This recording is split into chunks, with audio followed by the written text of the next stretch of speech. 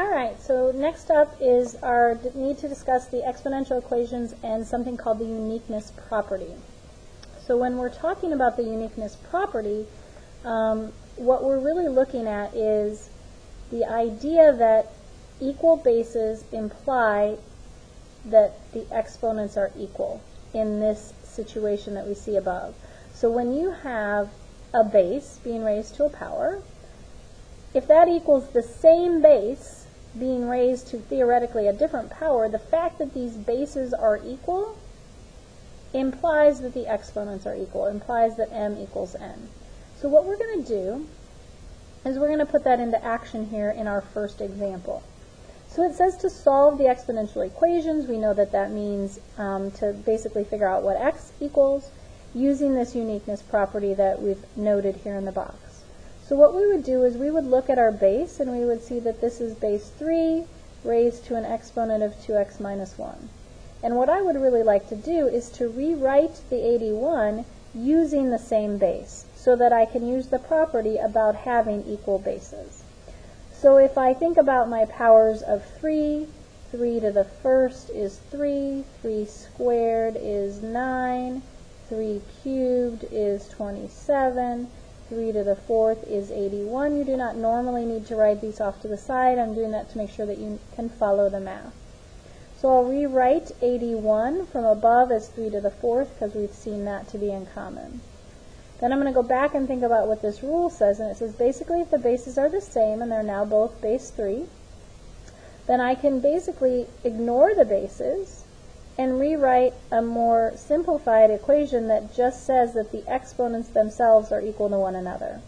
And then I would solve this in a typical way. Most of you would like to add 1 and get 5 and then divide both sides by 2 in order to get x by itself. And so your answer is that x is equal to 5/2. Now, from this step with the star until the answer, to be honest, I believe many of us can even solve that in our head. So the work you show will be dependent upon your algebra strength as well as mental calculations. However, I would expect to see this first step where the equal bases are there and the second step even if you can solve something in your head. So I think the required steps would be the ones that I put stars by. Those would be the required steps at minimum. Any additional steps are up to you. Now as we move to example 2, we're going to see something similar. I'm going to look at the base of 1/6 and the base of 36. Now I did not memorize powers of 36. I know that 36 to the first power is 36, but 36 squared is something I would need a calculator for. And in this unit, for this portion, we'll not be using a calculator. But what I might know is that 36 could be rewritten as 6 squared. And that could be then raised to the x plus 1 power. And similarly, 1/6 is the same thing as writing 6 to the negative 1 power. If you need assistance with where that comes from, I'm making a connection back to the negative exponents rule that we discussed on the previous video.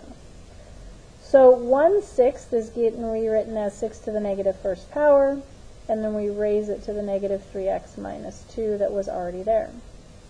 Now what you might notice is that we now have the power of a power, going back here, power of a power vocabulary, connection to how we could simplify this.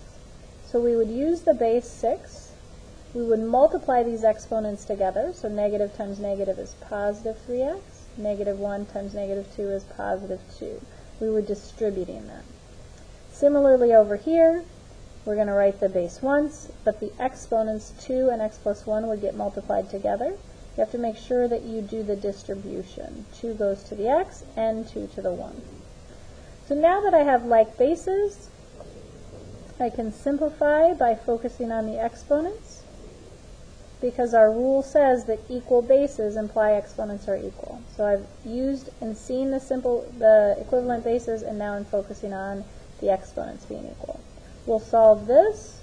If you subtract 2x from both sides, subtract 2 from both sides, you find out that x is 0.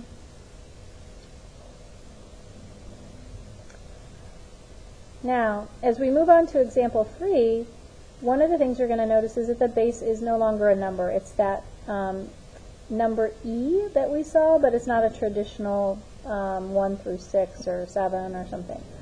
So it does not change that it is our base, but keep in mind that this e does represent a value of 2.72 as an approximation. So we're going to look to try and get one base on the left and one base on the right, because what I see right now are multiple bases on the left side and multiple bases on the right side. So when I see that I'm multiplying them together, it caused me to think about the product of the same base. So that allows me to add the exponents. So this would be e to the x plus 2 power, based on the rule about a product of same bases. Whereas on the right-hand side, I have a quotient of same bases. So I find myself needing to subtract those exponents. But as always, if I'm subtracting a quantity, like x plus 1, I need to subtract the whole thing, so I better use parentheses.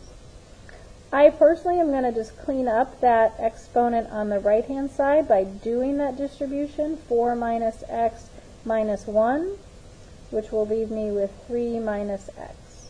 So I distributed the negative 1, 4 minus 1 is 3, and the x will still be negative. Now I notice once again that I have equal bases, and again that's our whole idea, is that we're trying to use this uniqueness property about equal bases implying exponents are equal. So I can focus again on the exponents being equal now that I have shown that they have equal bases. We'll solve this and get 2x equals 1 and x equals 1/2. If you need to review how to solve that independently, pause the video and take a minute to make sure that you're okay with x equals 1/2. Now we have one more example on this side, so I'll slide the paper up a little bit. And it's asking us to work with something as 2x equals 7. Well, in order to do this, it says, first estimate the answer to example 4 by bounding it. So what I want to do is kind of think about, well, what do I know about powers of 2? Well, I know 2 to the 0 is 1, because anything to the 0 power is 1. 2 to the first is 2. 2 squared is 3. 2 cubed is 2 squared, what was Miss Olson thinking? 2 squared is 4.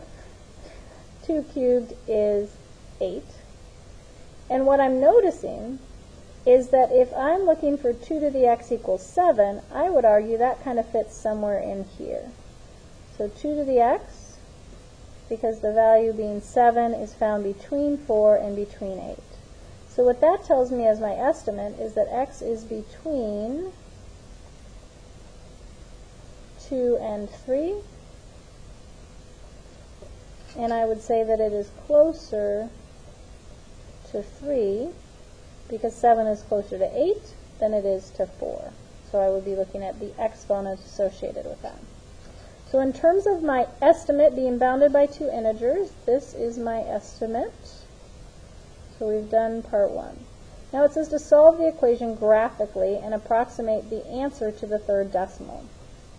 So you'll need to grab your graphing calculator, and you can watch as I go through the steps. Turn your calculator on, clear anything that's in your way. We're going to look at a graph because it says to do it graphically. So the first thing I would want to do is type in the 2 to the x power. Then I would use a second equation to type in the 7. So basically, on the screen I have the left side of our equation in y1 and the right side of our equation in y2. When I set a window, you can kind of look to have a fairly standard window at the moment. See if you're comfortable from -10 to 10, and let's see what happens. Well, first we see an exponential curve, then we see a horizontal line. So the exponential curve is the 2 to the x, and the horizontal line is our y equals 7. So we're looking to see where they intersect in terms of solving it graphically. And it says to approximate the answer to the third decimal place. I should actually change that direction to say give the answer to the third decimal place. So we'll go and we'll look for an intersection feature similar to what we've done in the past. So you'll choose second calculate or second trace to get to this menu.